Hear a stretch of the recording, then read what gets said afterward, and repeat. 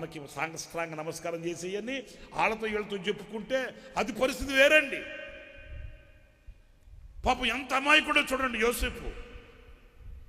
ఆత్మీయుడు ఇప్పుడు అమాయకంగానే ఉంటాడు.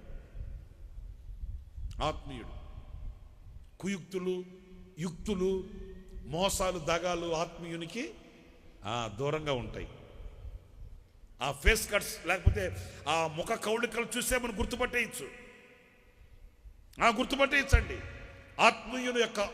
ఆత్మీయుని యొక్క అనుభవాలు, ఆత్మీయుని యొక్క అడుగుజాడలు ఇట్టే గుర్తుపట్టేయచ్చు మనం. ఆ మాటలో కపటం లేకుండా ఉంటుంది, ఆ మాటలో వంచన లేకుండా ఉంటుంది, ఆ మాట యథార్థంగా ఉంటుంది. అంటే నేను చెప్పేది ముఖ కౌళికలు అంటే ఒక్కొక్కరు మీసాలు మేలేసి బొర్ర మీసాలు పెట్టేసుకొని అట్లంటారు. అది కాదు నేను చెప్పేది. ఆత్మ సంబంధమైన ఒక కళ ఉంటుంది, దైవ కళ, జీవ కళ. అది గుర్తుపట్టేయచ్చు మనం. ఆత్మ ప్రత్యక్షత గల వారికి అది చాలా సులువుగా బయటపడిపోద్ది.